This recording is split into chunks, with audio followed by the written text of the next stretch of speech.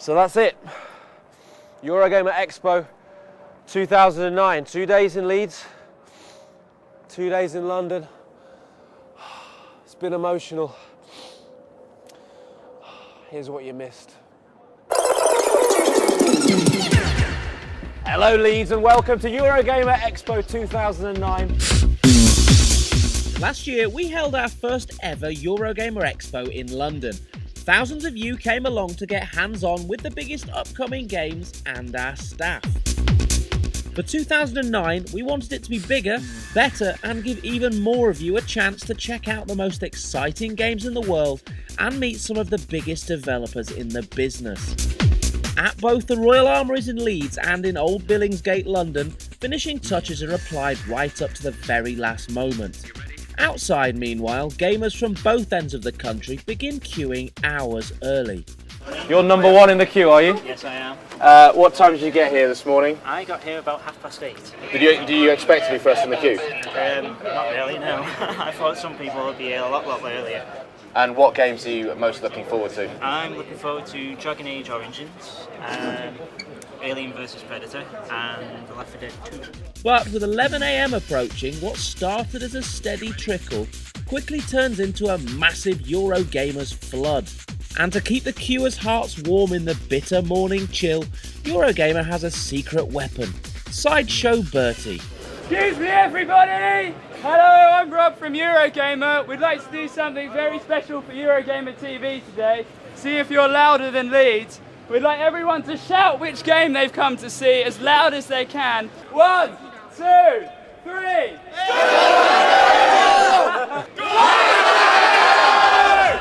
As if that wasn't enough, then there's the free stuff. Doors are about to open now, and little does the first guy in the queue know we've got a little surprise for him. It's going to be handed out by our boss. What have we got?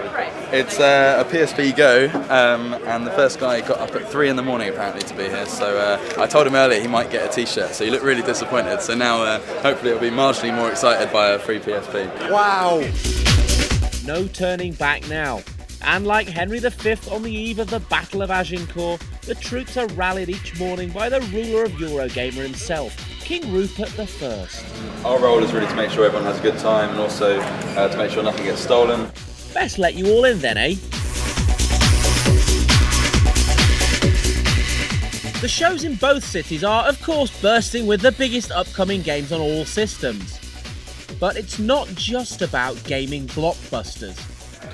Okay, shh, we've got to be quiet because it's a session in progress. Because, well, there are loads of games on the show floor, the 3 floors below me, on the top floor. This is where the developer sessions have been taking place, where some of the world's top creative artists come to show their wares. And also, right now, exclusive peek at the Ask Eurogamer session with Tom Bramwell and Ellie Gibson.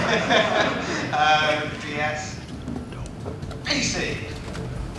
But mainly, these offer a peek behind the veil of games development from small indies through to the big boys, with special guests coming from as far afield as Canada. Exclusive looks at Split Second, Heavy Rain and Brink play out to packed houses. Of course, you don't need multi-million-pound budgets and 500-man teams to make a great game, and that is where the Indie Games Arcade comes in. The Indie Arcade is a little curiosity shop of left-field, low-budget creativity, inspiration and downright weirdness. What's attracted you to the indie games part? Just the innovative ideas, like they come up with really interesting concepts which some of the AAA games seem to lose out on. Because it's the Expo, because it's such a huge event, it's great to be a part of that, just because you have so many thousands of people coming through the doors. Fancy a job in gaming? Or maybe you're just a layabout student? Well, why not come to our career fair and get a job, you dirty sponger? Overwhelmed stands and a rainforest worth of CVs suggest quite a few of you lot who turn up wouldn't mind a job in video games. Trust us, it beats getting a proper job. Working hard, Dad?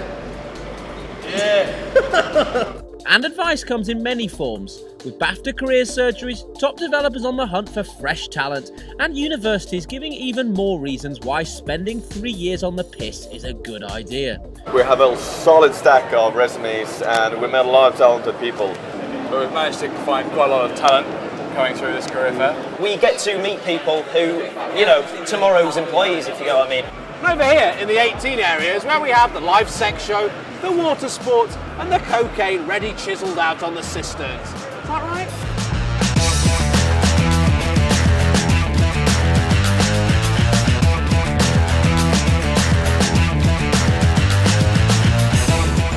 And of course, it wouldn't be a proper game show without an opportunity to make a fool of yourself in public.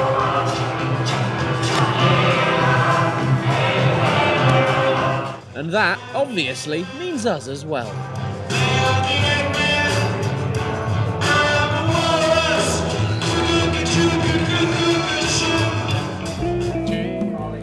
Or you could just chill out in the PSP cafe.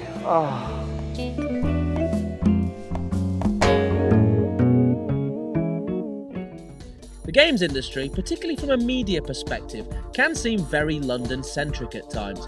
It's true, we are all skinny latte-sipping, cardigan-wearing tossers. Well, some of us. It's actually grey and it's in there. And with the north of England discovering electricity and sanitation in recent years, it was only right to spread our gaming wings. And Leeds was a very deliberate choice, with a thriving gaming community in operation around the Yorkshire city.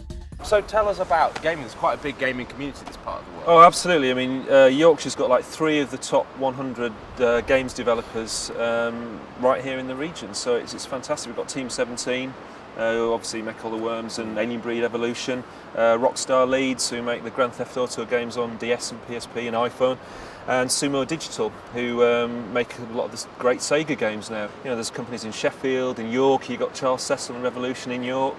And as official spokesperson for the North, are Northern Indeed, gamers harder than Southern gamers? Of course, yeah. Come on, we'll have you.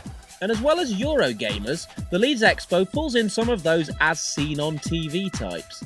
I came to see anything Capcom, and I've come down just to have a bit of a play on Street Fighter 4 and see what else is about, see some of the new games that are coming out as well. Not to be outdone, the London leg attracts its own familiar faces. Well, I'm here with Jason Bradbury from the Gadget Show, who's just made his way into the Expo. Yeah. Are you excited about being here? Really excited, yeah. I've come to see a few little things. I mean, Avatar, they've got a 3D demo of it downstairs. This next 12 months, for me, is one of the most exciting periods in gaming history. However many dimensions you're looking in, there's really no one quite like voice of Mario, Charles Martinet. Yeah. And is Mario happy to be at the Eurogamer Expo? Ah, Eurogamer Expo, mamma mia, you're number one. Wahoo! We never shut up about video games, of course, but Eurogamer Expo is all about what you think. So, what are your games of the show? Left 4 Dead 2 was quite interesting, Mate was interested in Mass Effect. Favourite game probably Split Second, I think, so far. Mass Effect 2. Assassin's Creed 2. Left 4 Dead 2. Left 4 Dead 2. A lot of sequels. Dante's Inferno, I'm looking at Assassin's Creed. You know, Brink looked amazing when I went to see that. Bad Company 2. Yeah, I don't know. Lost Planet 2? Yeah, Lost Planet 2, I'd say. Tekken 6. Well, I was definitely excited about seeing Left 4 Dead 2, and that's been spectacular. I loved it. I've been hitting MVP, but other than that, I've been in the games arcade. Dante's Inferno, fantastic game. From what I've seen so far this year, I can't wait for next year.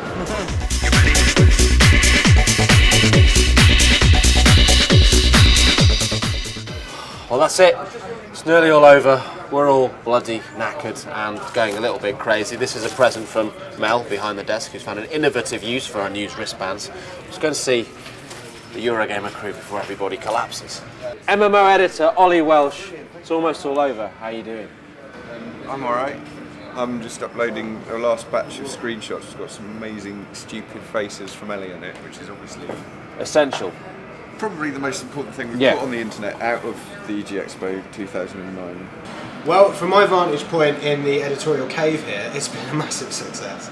I've had lots of fun meeting people who read the site and wandering around pretending to be Johnny Minkley on TV and doing the Ask Eurogamer panel. That was fun. So, Ellie, good show? I think, you know, I mean, nothing really that out of the ordinary happened. It was just pretty, like, typical. Yeah. You know, it is still about the games, I think, hopefully, and it is about, well, I'm so tired. It's about the games. That's my comment on the show. It's about the games. Top cutting edge industry analysis. That's why she earns the big bucks. Yeah, that's why I get, well, I'm not going to say how much, but I do earn more than £2 an hour. Guys, can I grab you 1 second just to let me know what you thought of our expo? I thought it was brilliant. Great weekend, packed full of everything we really wanted to see. We went to the Brink, and kind of. The session, you went to Yeah, yeah. that was really interesting. Yeah. And do you think the developer sessions is good that we have that here? Did you enjoy those? That was a really good idea. Really good idea. I mean, playing it was great, but then having them stand there talking about it and taking on questions was really, really good. And were you Expo virgins or did you come last year? I came last year. We were virgins. It's grown a lot bigger this year. Well, compared to last year, have we improved? Oh, definitely. Bye bye, all my friends at Eurogamer. Wahoo! Thank you for having me.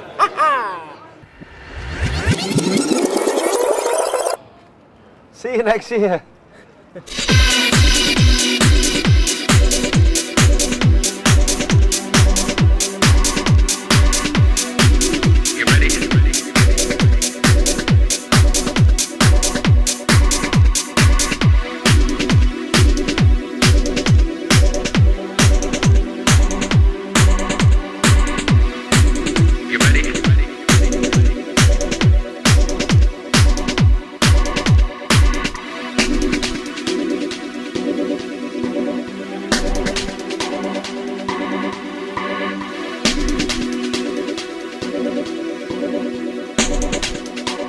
I don't even know what it says on the front actually. It says wet. Is that a band? Is that a game? It's not a band, it's a video game.